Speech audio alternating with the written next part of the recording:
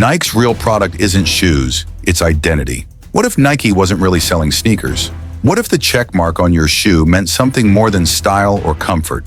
In this video, we explore the real truth behind one of the most powerful brands on the planet, Nike. Because beyond athletic wear, Nike sells identity, culture, and belief. And it's been doing it masterfully for decades. Nike isn't just a company, it's a feeling, a mindset, a promise. From its earliest days, Nike positioned itself not just as a sportswear brand, but as an emotional experience. And every campaign, every athlete partnership, every tagline has built that perception deeper into our psyche. This video breaks down the layers of how Nike transformed from a shoe company into a cultural phenomenon. Here's how the brand turned identity into its most valuable product. 1. The birth of an attitude, not just a brand. When Nike was born in 1964 as Blue Ribbon Sports, it wasn't aiming to dominate pop culture. It just wanted to make better running shoes. But by the time the name changed to Nike in 1971, something had shifted. The brand wasn't just solving a practical problem. It was tapping into something deeper. Aspiration. Nike's early slogans and campaigns didn't focus on materials, design, or price. They focused on you, the wearer. The message was simple but powerful. If you have a body, you're an athlete. This core belief became the heartbeat of the company. It wasn't about being the best, it was about trying, pushing, moving. Nike planted a seed in the consumer's mind. To wear Nike wasn't just to wear shoes, it was to wear ambition. You weren't just dressing your feet, you were dressing your mindset. Wearing Nike meant becoming the version of yourself that chased goals without apology. That psychological positioning turned every customer into a protagonist of their own story. 2. The power of just do it. Few taglines in history have achieved the longevity, recognition, and emotional weight of just do it. Launched in 1988, the phrase wasn't just a motivational line, it was a manifesto.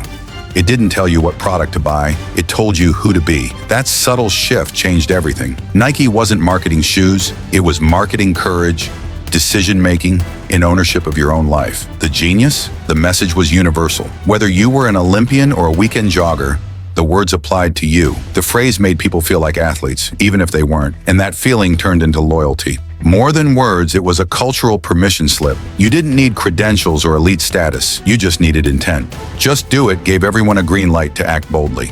This is where Nike cracked the identity code. Give people a belief system, not a product description. 3. Athlete partnerships as identity transfer. Michael Jordan didn't just wear Nike, he became Nike. The Air Jordan line, launched in 1985, redefined the relationship between athlete and brand. It wasn't an endorsement, it was a co-creation. Nike didn't just sell shoes inspired by Jordan. It sold the idea that you could be Jordan. The swagger, the mindset, the edge. And this strategy wasn't limited to basketball. Serena Williams, Tiger Woods, LeBron James, Cristiano Ronaldo. These weren't just brand ambassadors. They were archetypes of different identities. Nike used these athletes to reflect versions of ourselves we aspire to. They weren't selling product features. They were selling personality traits, resilience, fearlessness, discipline, greatness. Each campaign turned the spotlight inward, asking the audience, who do you want to become? The answer was never about performance stats. It was always about spirit, emotion, and self-perception. When customers bought Nike, they weren't just buying gear, they were buying access to those traits. 4. Controversy as a branding strategy. Nike has never shied away from controversy. In fact, it often runs toward it. Colin Kaepernick's 2018 campaign was a masterclass in identity branding. With the slogan, "Believe in something," even if it means sacrificing everything, Nike took a divisive political moment and owned it. Critics burned their shoes. Stockholders panicked, but Nike knew something others didn't. Identity is more powerful than neutrality. The campaign wasn't about football, it was about values, and values build tribes. Nike doubled down on its identity as the voice of the underdog, the misunderstood, the challenger. And that positioning brought in a whole new generation of loyalists who didn't just wear Nike, they believed in Nike. 5. Minimalist product design, maximum symbolism. Notice how Nike products don't scream, they whisper. The designs are simple, often monochrome. The swoosh is small, sometimes barely visible, but that's intentional. Nike isn't trying to convince you, it's trying to reflect you. Minimalism in Nike's world isn't about fashion, it's about confidence. You don't need loud branding if you already know who you are. And that makes the wearer feel elite. By reducing the noise, Nike increased the meaning. Every item becomes a blank canvas onto which identity is projected. Sixth, community over commerce. Nike doesn't just sell in stores. It creates environments where identity thrives. Run clubs, training apps, interactive challenges. Nike has built ecosystems where users aren't just buying gear, they're joining movements. The Nike Training Club, SNKRS app, and even their flagship stores are designed to make you feel part of something bigger. People don't just want to wear Nike. They want to be seen wearing Nike.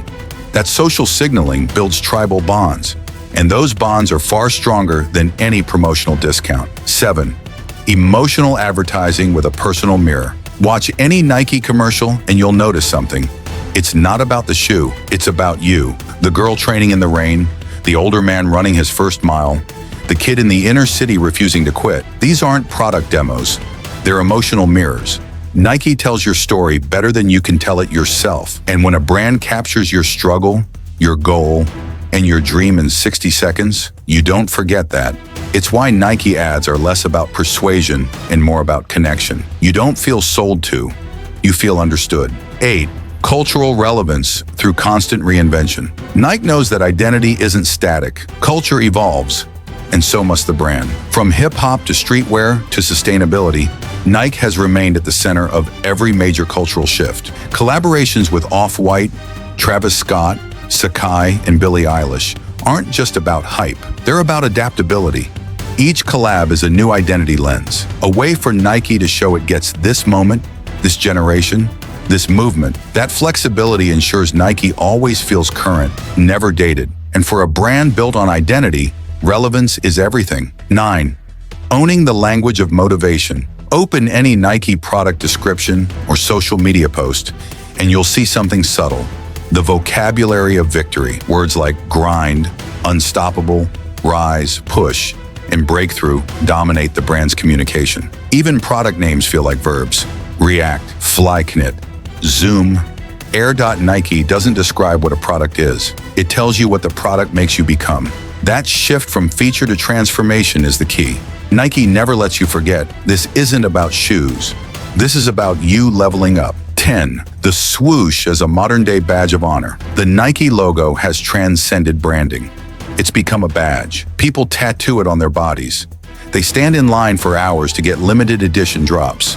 They customize, resell, trade, and showcase their collections not just as fashion, but as proof of identity. Wearing the swoosh isn't just about liking a product. It's a declaration, I'm driven, I hustle, I overcome, and that's where Nike's true genius lies. It turned a logo into a lifestyle, a commodity into a calling. You're not buying shoes, you're buying you. Nike understood something most companies still miss. People don't buy products.